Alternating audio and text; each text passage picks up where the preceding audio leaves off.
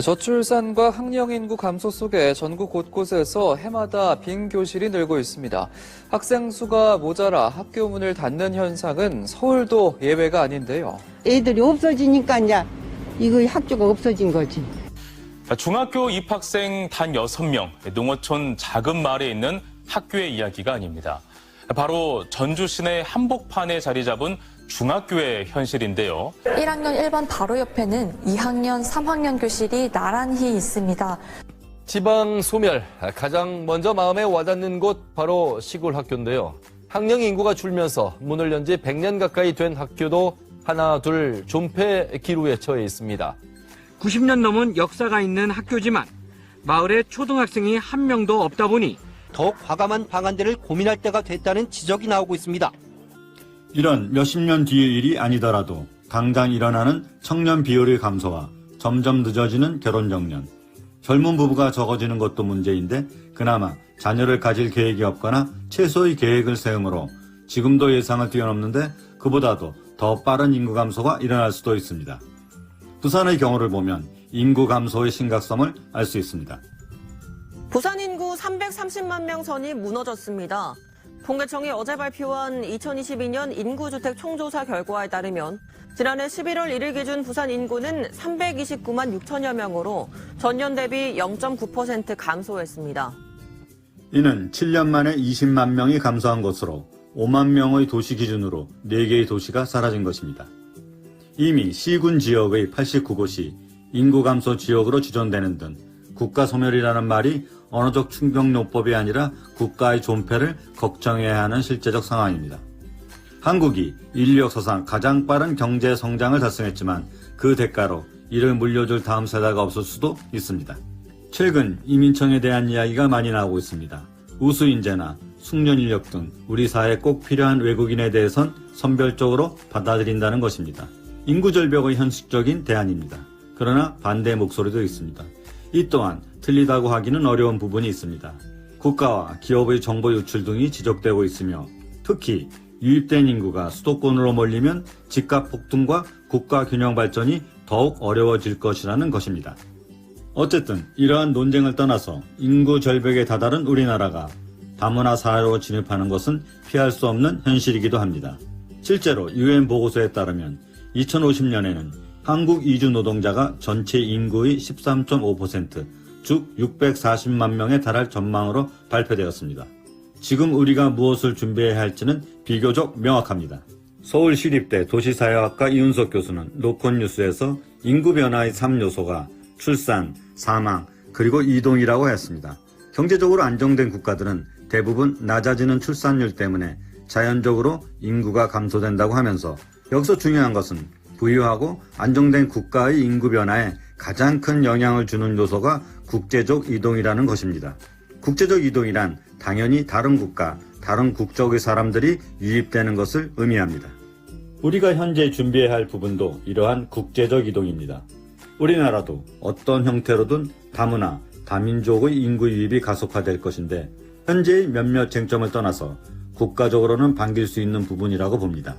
현재 준비해야 할 부분은 이민, 이주의 제도적 정비와 그들이 대한민국의 다양한 곳에 정착할 수 있는 양질의 정착 도시를 준비할 때입니다. 현재 대한민국은 누구나 오고 싶어하는 나라가 되었습니다. 국가의 위상과 국력이 나날이 발전하고 있으며 한류가 전 세계를 매료시키면서 세련된 동경의 나라가 되었습니다. 우리의 결정에 따라 우수한 인재와 자본, 그리고 기술이 함께 올 수도 있습니다. 그 중에는 전 세계 194개국에 살고 있는 750만 재외동포가 있습니다. 이미 2015년 미주 중앙일보가 실시한 한국 재외동포 역이민 고려 여론조사 결과에서 평균 28%가 역이민을 고려한다고 하였으며 고무적인 것은 50대가 가장 많고 20대의 경우도 응답자 중 30%가 한국 이주를 고려한다는 비율이 나왔다는 것입니다. 이 28%의 비율을 전체 재외동포로 적용한다면 약 210만 명입니다. 또한 우리나라에는 약 240만 명의 다문화 가정도 있습니다. 한국에서 가정을 이루었지만 여러 문제로 한국 국적이 취득되지 않은 사람들도 상당수 있습니다. 이와 같이 우리와 직접적인 연관성이 있는 인구의 10%만 이주한다 해도 약 100만 명의 인구 유입이 가능한 것입니다. 인구 5만 도시 20개가 새로 생긴다는 것입니다. 이주와 정착은 단순한 사람의 이동이 아니라 자본과 기술, 인재의 이동을 의미합니다. 사업을 지속할 수 있는 환경과 자녀들에 대한 근접한 양질의 교육 현장, 그리고 삶을 이어갈 수 있는 터전의 정착 환경이 필요한 것입니다. 실제로 재동포의 경우 역이민을 선뜻 나서지 못하는 이유는 이주 이후 새로운 삶을 영위할 수 있는 안정된 정착지가 없다는 것입니다. 이주 정착 도시 K글로벌시티가 필요한 이유입니다. 재동포, 다문화, 이민자들의 이주 정착 도시인 K글로벌시티의 건설은 세계가 하나로 연결되는 한류 기반의 글로벌 문화 도시로 365일 세계의 맛과 멋이 모이는 축제와 관광의 도시로 만들어질 것입니다. 이는 인구 증가와 일자리 창출은 물론 지역 경제화 활성화를 가져오고 또한 국제적 교육 환경과 지역 화합의 새로운 장이 열릴 것이며 지방 소멸과 국토 균형 발전의 해답이 될 것입니다. K글로벌시티는 재동포, 다문화, 이민자들이 그들이 살던 모습과 방식 그대로 삶을 지속할 수 있는 생활 정착형 국제도시입니다. 도시의 구성은 문화권별로 6개에서 8개의 블록으로 구성되는데 예를 들어 유럽거리, 미국거리, 중화거리, 동남아거리, 일본거리, K한류거리 등으로 블록화되고 전체가 하나의 도시를 구성하는 것입니다. 즉, 삶의 모습을 관광 상품화한 관광도시이며 일종의 거대 관광산업단지라고 할 수 있습니다.